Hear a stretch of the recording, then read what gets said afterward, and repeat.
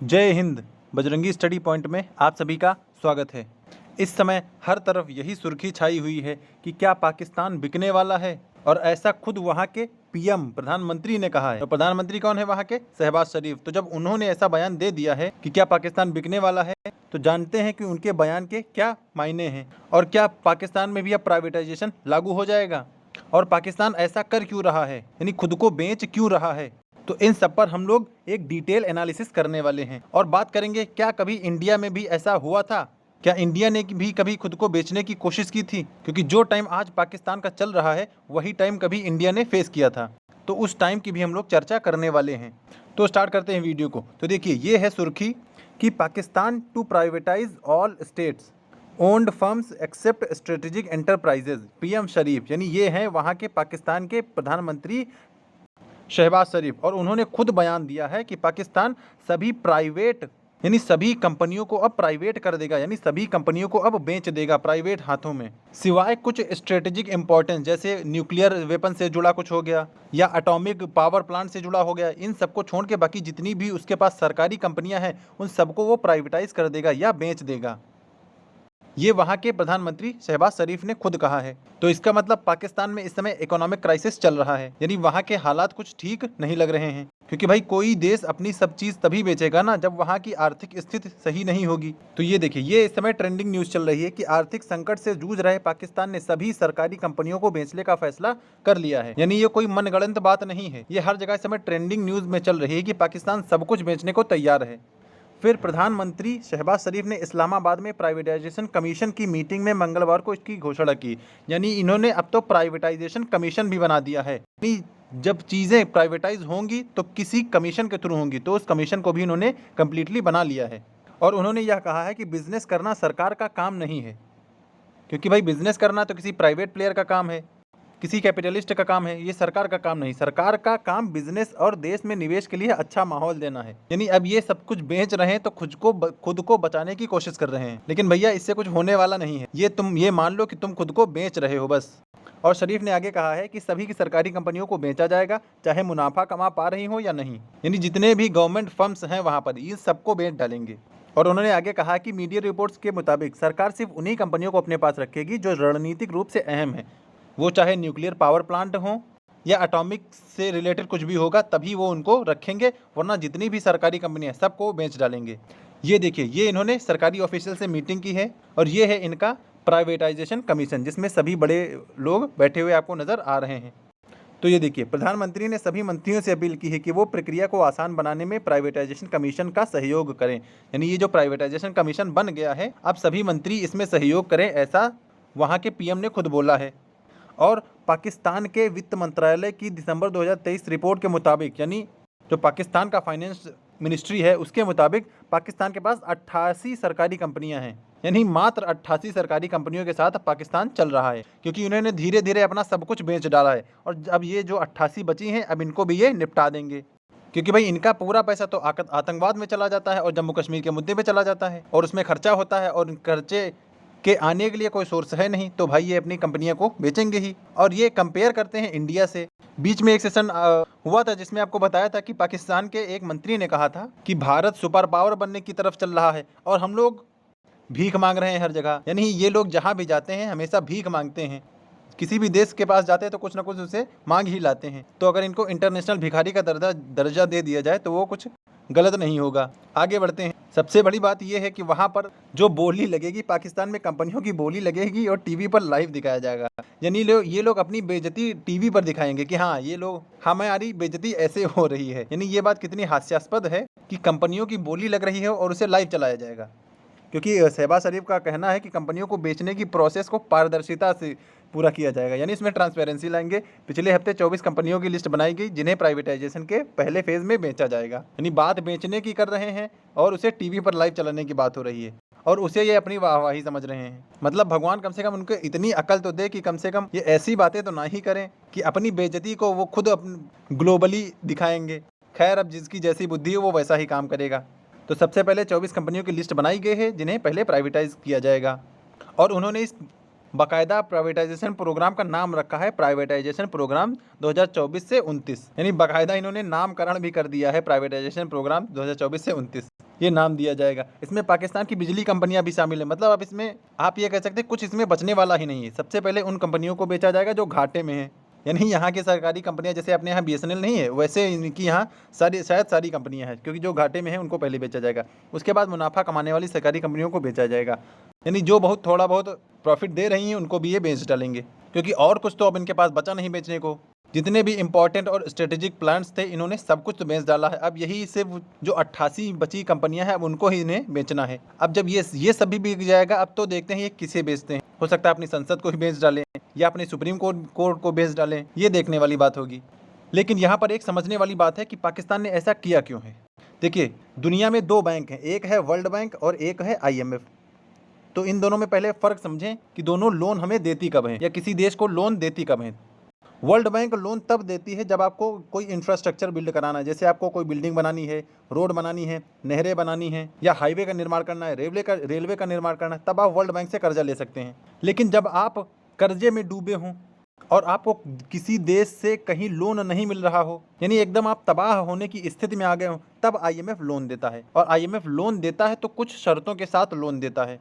ऐसा ही हम लोगों के साथ भी हुआ था, उस पर हम लोग चर्चा करने वाले हैं। लेकिन पहले इनकी बात कर लें कि ये लोग क्यों ऐसा कर रहे हैं। तो यहाँ पर इनको IMF लोन दे रहा है। IMF इसलिए लोन दे रहा है क्योंकि अब इनकी हालत ज़्यादा दिन बची नहीं कि अपनी सरकार चला सकें या अपने देश को अच्छे से चला सकें। तो IMF के पाकिस्तान को दिए गए बेल आउट का पैकेज है ये, यानी IMF ने इनको लोन दिया है। पहले फेज़ में दिया था 10,000 करोड़ रुपए, दूसरे में दिया था 5,844 करोड़ और तीसरे जो अप्रैल 24 में दिया है 9,000 करोड़ रुपए। यानी इनको लोन भी उतना ही मिला है। इसे आप 1.5 बिलियन डॉलर कह सकते हैं। बिलियन डॉलर का इन्हें लोन मिला है और उससे इन्हें सब कुछ बेचना पड़ रहा है। और जब IMF लोन दे रहा है तो उसने अपनी कुछ शर्तें रखी हैं, वही शर्तें हैं इनको जो माननी हैं और उसी के तहत ये अपना सब कुछ बेच रहे हैं। देखिए, IMF ने इनसे सबसे पहले कहा है कि आप सबसे पहले जो सब्सिडी देते हैं, गवर्नमेंट सब्सिडी देना आप कम करिए या ख़त्म करिए। सब्सिडी क्या होती है? देखिए, जैसे कोई चीज़ मार्केट वैल्यू में 100 रुपये की मिल रही है, तो गवर्नमेंट अगर उसे चाहे तो अपना आधा हिस्सा, यानी लोगों को 50 रुपये में ही मिलेगी और अपनी तरफ से उसमें 50 रुपये ऐड करके वह उस कंपनी को दे देगी कि आप 100 रुपये पकड़ लिए, 50 भाई कस्टमर दे देगा और 50 हम दे देंगे। तो जो 50 की सब्सिडी, जब 50 की छूट दे रहा है, वो सब्सिडी कही जाती है। तो ये हो गई सब्सिडी। और दूसरा कहा है कि आप जो टैक्स है, टैक्स को बढ़ाइए, टैक्स रेट को बढ़ाइए। यानी आप पहले जितना टैक्स लेते थे उसमें आप 10% का इंक्रीमेंट करिए टैक्स में, वो चाहे डायरेक्ट टैक्स हो चाहे इनडायरेक्ट टैक्स हो, तो टैक्स में बढ़ाना है। और तीसरा काम है कि सब कुछ प्राइवेटाइज करिए, यानी जो भी चीज़ है, जो भी गवर्नमेंट ऑफिशियल्स हैं या गवर्नमेंट कार्यालय हैं, इन सबको अब आप प्राइवेटाइज करिए। और प्राइवेटाइज करने के लिए इनको बेचना पड़ेगा। तो वही अब लोग यहाँ पर ये लोग कर रहे हैं। तो ये लोग ऐसा कर क्यों रहे हैं? तो IMF ने इन्हें जो लोन दिया है, तो IMF ने लोन के बदले में कुछ शर्तें रखी थी, उन्हीं शर्तों को पूरा करने के लिए ये ऐसा कर रहे हैं। और ऐसा हम लोगों के साथ, इंडिया के साथ भी हो चुका था 1991 में।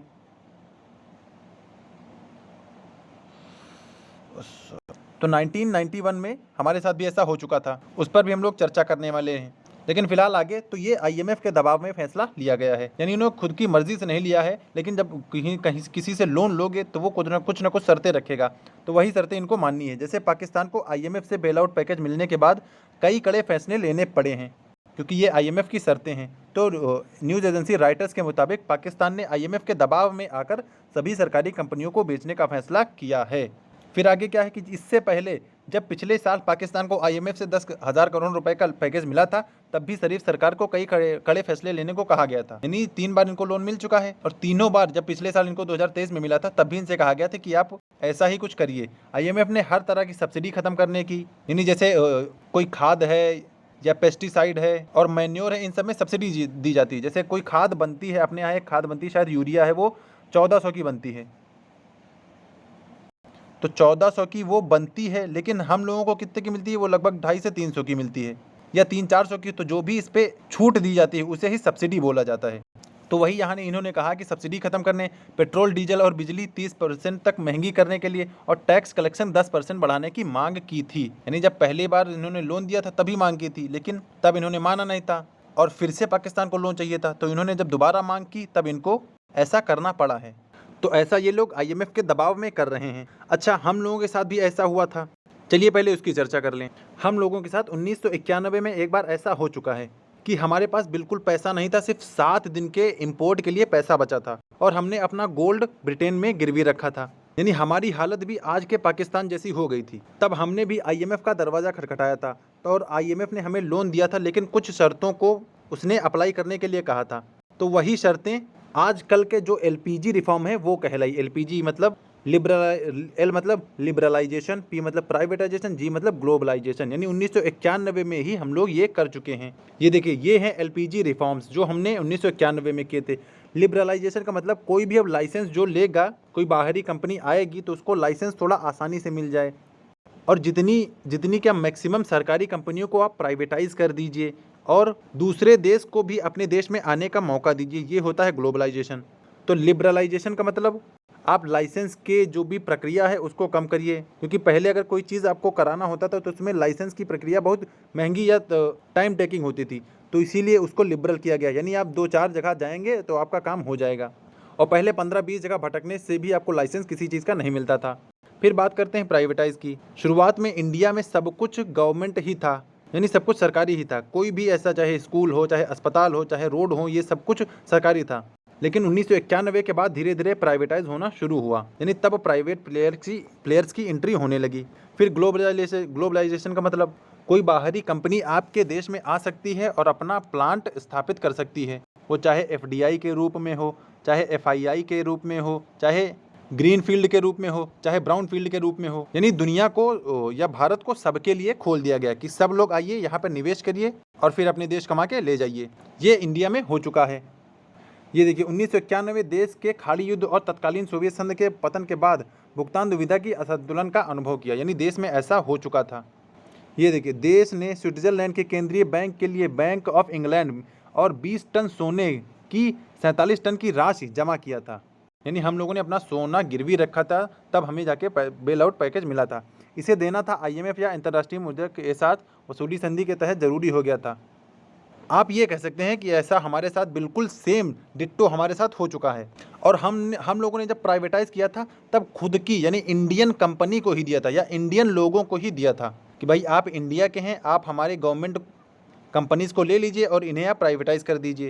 यानी जो पैसा होगा वो इंडिया में ही रह जाएगा। लेकिन पाकिस्तान वाले क्या कर रहे हैं? पाकिस्तान वाले कह रहे हैं कि हम लोग पाकिस्तान में नहीं बेचेंगे अपनी कंपनियों को, बाहरी देशों को बेचेंगे।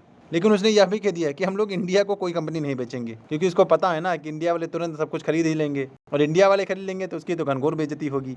और ये कंपेयर कर रहा है खुद को इंडिया से कि जैसा इंडिया 1991 के बाद आज सुपर पावर बनने की तरफ है, वैसा हम लोग भी कभी बन जाएंगे। लेकिन अब बच्चे को कौन समझाए कि बाप हमेशा बाप ही रहेगा। और ये हैं हमारे उस समय 1991 के हीरो। ये हैं मनमोहन सिंह जी, जो उस समय के फाइनेंस मिनिस्टर थे, और ये हैं पीवी नरसिम्हा राव जी, जो उस समय के पीएम थे, और इन्हीं के कहने पर एलपीजी रिफॉर्म्स अपनाए गए थे। यानी इनका बहुत बड़ा योगदान रहा है आज के भारत को बनाने में।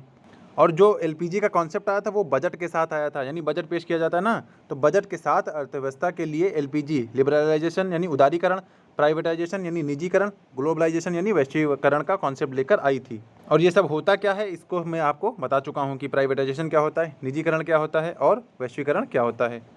और तब इंडिया ने क्या किया था? एलपीजी मॉडल को कायम रखने के लिए नरसिम्हा राव की सरकार ने बजट में बहुत सारी फैसले लिए थे। जैसे सरकार ने खाद पर दी जाने वाली सब्सिडी को कम कर दिया था, 40% कम कर दिया था। ये देखिए, क्योंकि आज भी आईएमएफ ने पाकिस्तान को यही कहा है कि सब्सिडी कम करिए। और चीनी पर दी जाने वाली सब्सिडी ख़त्म कर दी थी। इससे सरकार ने 350 करोड़ रुपए बचाए थे, क्योंकि भाई सब्सिडी अगर दी जाती है तो सरकार का नुकसान ही तो होता है, पैसा ही जाता है सरकार का। लेकिन बस वो ये है कि पब्लिक की राहत के लिए वो पैसा सब्सिडी में यूज़ कर देती है। फिर रणनीतिक और सामरिक महत्व के 18 उद्योगों को छोड़कर बाकी सभी उद्योगों में लाइसेंसिंग का नियम खत्म कर दिया गया था, यानी सब कुछ लिबरल कर दिया गया था, सिर्फ 18 उद्योगों को छोड़कर। तो यानी हम लोगों के साथ भी ऐसा हो चुका है 1991 में। तो जो आज पाकिस्तान के साथ हो रहा है वो हम लोग पहले ही फेस कर चुके हैं। लेकिन पाकिस्तान खुद को इंडिया से अब कंपेयर करने लगा है कि हाँ, जैसा आज इंडिया है वैसा हम लोग भी हो जाएंगे। लेकिन ऐसा पाकिस्तान को भी समझ नहीं आ रहा कि इंडिया ने क्या क्या किया था तब जाके यहाँ पर पहुँचा है। इंडिया ने कभी आतंकवाद का समर्थन नहीं किया, इंडिया ने कभी भी किसी एक धर्म को प्रमोट नहीं किया। जैसे पाकिस्तान में हिंदू मारे जा रहे हैं, वैसे इंडिया में कभी कोई मुसलमान ऐसे मारा नहीं गया। और इंडिया में ऐसे सैन्य तख्ता पलट नहीं हुए जैसे पाकिस्तान में सैन्य तख्ता पलट हुए हैं। तो पहले बच्चों, तुमको हमसे, इंडिया वालों से बहुत कुछ सीखना होगा। इंडिया की हिस्ट्री पढ़नी होगी, इंडिया की राज व्यवस्था को समझना होगा। ऐसे ही नहीं कि तुम इंडिया को ऐसे ही सरपास कर जाओगे। यहाँ भी काबिल लोग बैठे हैं, तुम्हारी तरह यूं ही नहीं चले आए कि हाँ बस किसी को भी उठा दिया और प्रधानमंत्री बना दिया। अब तुम खुद की सरकारी कंपनियां बेच रहे हो, उसको टीवी पर लाइव चलाओगे और खुद को कहते हो कि नहीं हम इंडिया की कंपैरिजन करेंगे। अरे कुछ तो समझो यार। तो फिलहाल पाकिस्तान इस समय इकोनॉमिक क्राइसिस में है, हमेशा रहेगा क्योंकि इसकी हरकतें ही ऐसी हैं। पहले इन्होंने चाइना को अपने यहाँ बुलाया कि भैया सीपेक बनाओ, आके इंडिया से गुजरती हुई जो पीओके है वहाँ से गुजरती हुई एक सीपेक लाइन बनाओ या एक रोड बनाओ जो इंडिया को पास करे और इंडिया से निकले वो। तो भाई जब तुम ऐसे काम करोगे तो तुम्हारे यहाँ क्राइसिस ही आने हैं। अच्छा, आप ये भी कहेंगे कि इसने चाइना से लोन क्यों नहीं लिया। तो देखिए, आप सबको पता है कि चाइना किसी को लोन देगा तो कुछ ना कुछ तो हथियाएगा ही। जैसे चाइना ने श्रीलंका को लोन दिया है तो उसका हम्बन टोटा अपना हथिया लिया है, और इनका ग्वादार तो इसने चाइना ने पहले ही कब्जा लिया है। तो इसीलिए इसने IMF से लोन मांगा है, ना कि चाइना से। तो आई होप आपको सभी पहलू पता चल गए होंगे कि पाकिस्तान सरकार ऐसा कर क्यों रही है और इकोनॉमिक क्राइसिस हैं क्या। उम्मीद है आपको ये एनालिसिस समझ में आया होगा। वीडियो पसंद आया हो तो इसे लाइक कर दें, चैनल पर पहली बार आ रहे हो तो इसे सब्सक्राइब कर लें, क्योंकि मैंने भी करंट अफेयर पढ़ाने के लिए यूट्यूब पर कम्युनिटी पोस्ट किया था, तो उसमें लोगों का यही रिस्पांस मिला कि सर आप करंट अफेयर स्टार्ट कर दीजिए। तो उसी को मद्देनज़र रखते हुए ये जो टॉपिक था ये करंट रिलेटेड ही था, लेकिन ये डिटेल एनालिसिस वाला सेशन था, इसलिए मैंने इसको अलग से एक सेपरेट वीडियो में बनाया है। लेकिन जब हम लोग डेली करंट अफेयर शुरू करेंगे तो उसमें 10 क्वेश्चन हम लोग डेली डिस्कस करने वाले हैं। वो इतना एनालिटिकल नहीं होंगे, बहुत ज़्यादा विश्लेषणात्मक नहीं होंगे, मतलब उसमें फैक्ट होगा और जो न्यूज़ करंट में चल रही होगी वो होगा, और बाकी जो फैक्चुअल होगा, एनालिटिकल होगा, तो उन सबको मैं ऐसे ही वीडियोस में आपको सब बताता रहूँगा। तो वीडियो अच्छा लगा हो तो लाइक कर दें, चैनल पर पहली बार आ रहे हो तो सब्सक्राइब कर लें।